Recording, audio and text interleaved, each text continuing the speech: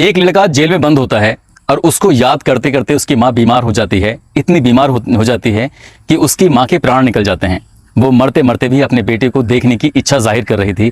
इसके लिए उसने अपने परिवार के हर एक सदस्य से कहा और हर एक सदस्य ने जाकर पुलिस प्रशासन या जो भी फॉर्मेलिटीज होती हैं, जो भी औपचारिकताएं होती हैं, प्रशासन के अधिकारियों से, चाहे जेल का प्रशासन हो या कोर्ट हो, सभी से जाकर रिक्वेस्ट की कि माँ मरने को है, उसके अंतिम दर्शन करना चाहती है अपने बेटे के, एक बार उसे जेल से निकलने की परमिशन दे दीजिए।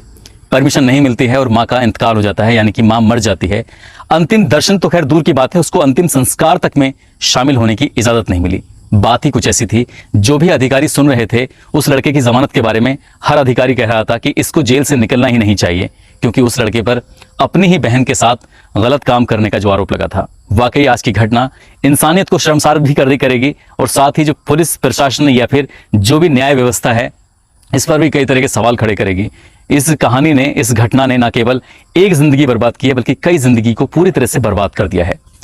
आदाब, नमस्कार, सत श्री अकाल। मैं उस्मान सैफी। आज की जो सच्ची घटना मैं आपको सुनाने जा रहा हूं, ये सच्ची घटना है राजस्थान प्रदेश का एक जिला है उदयपुर, और इसी जिले का एक थाना लगता है नाई थाना क्षेत्र। दरअसल एक लड़की जिसकी उम्र लगभग 15 साल के आसपास है, सितंबर 2020 की मैं बात कर रहा हूं। वो लड़की अचानक ही बीमार हो जाती है और बीमार कुछ इस कदर हो जाती है कि उसके पेट का दर्द खत्म नहीं हो रहा था। पेट का दर्द लगातार बढ़ता चला जाता है। परिवार वाले भी परेशान हो जाते हैं।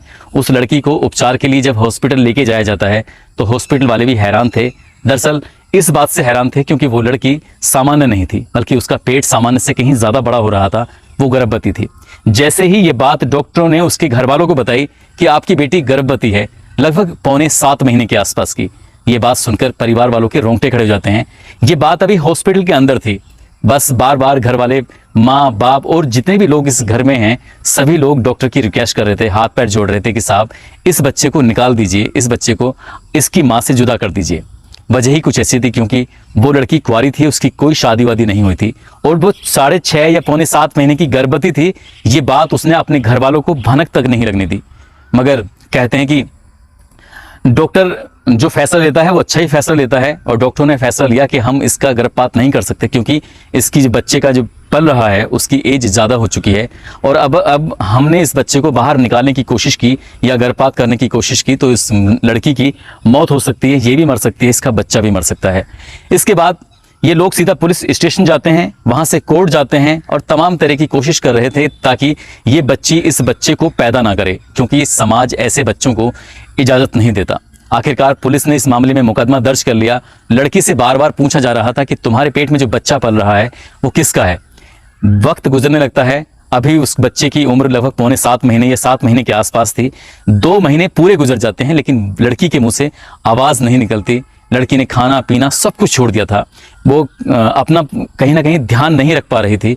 घर वाले परेशान हो जाते हैं। माँ बाप रोज रोज अपनी बेटी से एक ही बात पूछ रहे थे कि आखिरकार तुम्हारे साथ किसने ये घिनौना कृत्य किया है, एक बार उसका नाम तो बताओ। लेकिन लड़की थी कि उसकी चुप्पी टूटने का नाम नहीं ले रही थी और वक्त आगे बढ़ रहा था।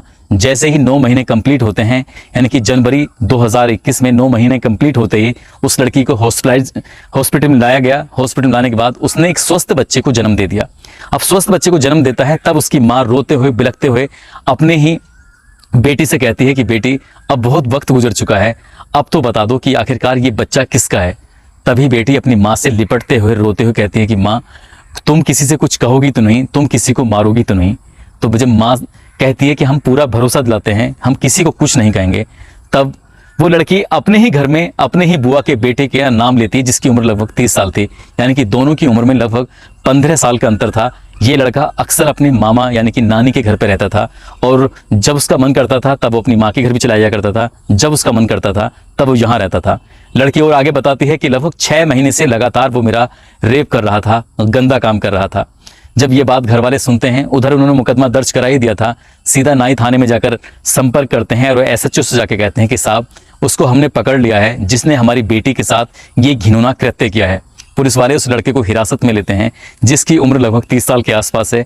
वो अपना करियर बनाने के लिए दिन रात मेहनत कर रहा था, पढ़ाई कर रहा था, लेकिन ना तो घर वालों ने उसकी कोई बात सुनी, ना ही लड़के से जानने की कोशिश की। लेकिन लड़का जब घर से निकल रहा था और पुलिस वाले उसको पकड़कर थाने लेके जा रहे थे तो लड़का गिड़गिड़ा रहा है, रो रहा है, चिल्ला रहा है, कह रहा है साहब ये गंदा काम मैंने नहीं किया है, मैं किसी भी चीज़ की कसम खा सकता हूं, लेकिन कहते हैं कि कानून की नज़रों में कसमों की कोई अहमियत नहीं होती है।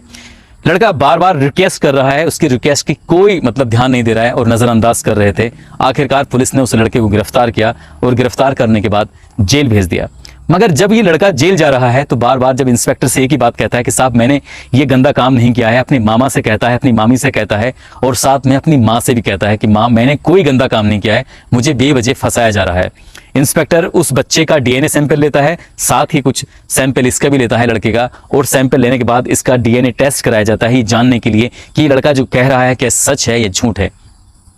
ये सब जांच प्रक्रिया चलती रहती है और इसी जांच प्रक्रिया के साथ साथ इसकी जो लड़के की मां होती है, क्योंकि इसके मायके में इसके ही बेटे ने ऐसा घिनौना कृत्य किया है, उस महिला की ना तो अपने मायके में जीने लायक स्थिति रही, ना ही ससुराल में। जो भी देखता था उस महिला को रोज ताने दिया करता था कि तुम्हें शर्म आनी चाहिए, तुम्हारे बेटे ने जो गंदा काम किया है, अपनी ही बहन के साथ इतना घिनौना कृत्य करके उसको जो गर्भवती किया है, ये वाकई शर्मनाक है।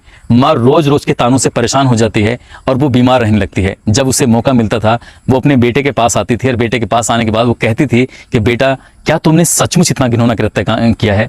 तो बेटा साफ इनकार, जो पहले दिन बोल रहा था वही बेटा बाद में बोलता है। धीरे धीरे वक्त आगे बढ़ने लगता है और उसकी माँ बेइंतहा बीमार रहने लगती है, इतनी बीमार कि अब खाट से उठने की भी कंडीशन नहीं थी। अपने ही परिवार, अपने ही रिश्तेदार, अपने ही मिलने वालों के जब ताने मिलने लगते थे तो उस तानों से वो इतना ज़्यादा बीमार रहने लगी कि उसने खाना पीना सब कुछ त्याग दिया। बार बार वो खाट पे पड़ी पड़ी बस एक ही रिक्वेस्ट करती थी कि मैं अपने बेटे से मिलना चाहती हूँ, उसके एक बार तो दर्शन करा दो। लेकिन वक्त गुजर जाता है और वो महिला बीमार होकर मर जाती है। बेटा ना अपनी माँ से मिल पाता है, ना ही उसके अंतिम संस्कार में हिस्सा ले पाता है, ना ही वो अपनी माँ का पिंडदान करता है। फिलहाल वो लड़का जेल में ही था, लेकिन करीब 15 महीने बीत जाने के बाद जब डीएनए रिपोर्ट आती है तो डीएनए रिपोर्ट से वो जो सैंपल था वो मैच नहीं करता है। उससे पता चलता है कि उस लड़की के पेट में जो बच्चा पल रहा था वो उसके बुआ के बेटे का था ही नहीं, वो तो किसी और का था। और इस लड़की ने मेन मुख्य जो अपराधी था उसको बचाने के लिए अपने ही बुआ के बेटे पर झूठा इल्जाम लगा दिया। जब ये रिपोर्ट आती है तो प्रशासन में, पुलिस में, न्यायालय में हड़कंप मच जाता है कि एक लड़का जिसकी कोई गलती ही नहीं थी वो 15 महीने जेल में रहता है। जब यही रिपोर्ट लगकर जज के पास जाती है तो जज हैरान थे और जज भी हाथ जोड़कर इस तरह से कहते हैं कि हो सके तो हमें माफ कर देना, क्योंकि हमारे यहाँ की जो प्रशासनिक व्यवस्थाएं हैं वो वाकई बहुत लचर हैं, बेकार हैं। हम तुम्हारे 15 महीने तो वापस नहीं कर सकते, लेकिन हाथ जोड़कर तुमसे माफी जरूर मांग सकते हैं। तुम चाहो तो इस 15 महीने का प्रतिकार अपना ले सकते हो, जो भी इसका दंड बनेगा या तो सरकार भुगतेगी या जिसकी भी जिम्मेदारी होगी वो भुगतेगा, लेकिन हम तुम्हें बाइज्जत बरी करते हैं। वो बाइज्जत जेल से 23 मई 2022 को बरी हो जाता है। वो सोमवार का दिन था, बरी तो हो जाता है लेकिन अपने घर नहीं जाता, अपने मामा के यहाँ नहीं जाता और रो रो के उसका बुरा हाल हो जाता है। बार बार बस एक ही बात कर रहा है, ये 15 महीने खराब हुए तो हुए, कोई दिक्कत नहीं है, लेकिन मेरी माँ को मुझे वापस लाके दे दो। मेरी माँ को जब वापस लाने की बात करता है तो वाकई उसकी बातें सुनने के बाद आसपास के लोग भी रोने लगते हैं। मगर इससे ज्यादा हैरानी की बात यह है कि 15 महीने गुजरने के बाद भी उस लड़की के पेट में किसका बच्चा था ये बात ना तो जज ने जानने की कोशिश की, ना ही पुलिस ने जानने की कोशिश की। जब मैंने वहां के एसएचओ यानी कि साबिर अली को फोन किया, उनसे बातचीत की कि इस लड़की के पेट में किसका बच्चा पल रहा था, तो वो कहते हैं कि जब तक घर वाले या कोई डिमांड नहीं करेगा या किसी पे शक जाहिर नहीं किया जाएगा, इसलिए हम ऐसा नहीं कर सकते हैं। परिवार वाले जब तक मांग नहीं करेंगे हम इसका पता करने के लिए सक्षम नहीं है। या तो कोर्ट इस बात में ऑर्डर दे या फिर घर वाले चाहें तभी पता किया जा सकता है, इसलिए हमारे हाथ बंधे हुए हैं, हम कुछ नहीं कर सकते हैं। उस लड़के के जो 15 महीने तक जेल में रहा था उसका हमें बेहद अफसोस है, हमेशा अफसोस रहेगा। उसका अफसोस ना वहाँ के इलाके के लोग कर रहे हैं, पुलिस प्रशासन कर रहे हैं, बल्कि पूरा आसपास के जो जिले के लोग हैं वो भी अफसोस कर रहे हैं कि एक लड़का जिसकी कोई गलती ही नहीं थी वो लड़का 15 महीने आखिरकार जेल में रहता है अपने ही बहन के द्वारा लगाए गए आरोपों के मामले में। दोस्तों, इस घटनाक्रम को, इस कहानी को सुनाने का उद्देश्य किसी को परेशान करना नहीं है, किसी का दिल दुखाना नहीं है, बल्कि आपको जागरूक करना है, आपको सचेत करना है। जाते जाते मैं वही सिलसिला आपको बताता चलूं कि आज कुछ लोगों का जन्मदिन है, जिसमें शाहिद के खान हैं, इनकी बेटी का जन्मदिन है, गुड़िया का। इसे गुड़िया उर्फ अलीशा खान कहते हैं। सोनू सिंह जो कि सैंथावर के कुशीनगर का इलाका है उत्तर प्रदेश में, उनका जन्मदिन है। विक्की जोगीवाला हैं, सिंगर हैं, इनका जन्मदिन है। मोहम्मद दिलावर हुसैन जो असम से हैं, और मोहम्मद अब्बास खान। आप सभी को जन्मदिन की बहुत सारी शुभकामनाएं। आप अपनी ज़िंदगी में बहुत सारी तरक्की करें और मनचाही दुआएं आपकी पूरी हो जाएं। साथ ही यूट्यूब पर नीलू है मध्य प्रदेश से, तैमूर खान हैं और अनुज हैं एडी, मासूम रजा बिहार से हैं, शीशपाल गुज्जर अशोक कुमार चंद्रकला राठौर कर्नाटक से हैं, विद्यासागर विजेंद्र कुमार सागर बिहार से हैं, सेवक राम शर्मा हिमाचल प्रदेश से हैं, हनुमान प्रजापत हैं, मकसूद आलम हैं और मदकवाल आलम काठमांडू नेपाल से हैं। ये यूट्यूब के लोग हैं।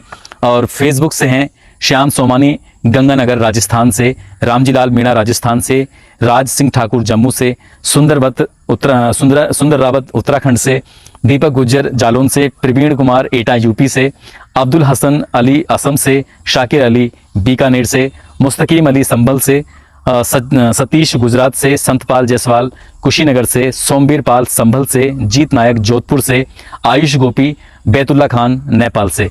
आप सभी ने जो मैसेज किए हैं, मैंने सभी के मैसेज रीड किए हैं। आपने जिस तरह से मैसेज करके संदेश देते हैं, जागरूक करते हैं, ये मैं आपका ऋणी हूँ और ऐसे ही अप्रिशिएट करते रहिए। साथ ही एक कमेंट कल की खबर के लिए आया था कि जो खबर में मैंने तथ्य दिए हैं उसमें तथ्य में कुछ गड़बड़ हो गई है कि वो उसके सगा भतीजा नहीं था, सगी चाची नहीं थी, वो गांव के रिश्ते से सगे नहीं थे, लेकिन चाचा चाची जरूर लगते हैं। और बाकी सब खबर आपको पसंद आती हैं, इसके लिए आपका बहुत बहुत धन्यवाद। इन खबरों को सुनाने का उद्देश्य भी आपको जागरूक करना है, आपको सचेत करना है। अपना ख्याल रखें, सुरक्षित रहें। जय हिंद, जय भारत।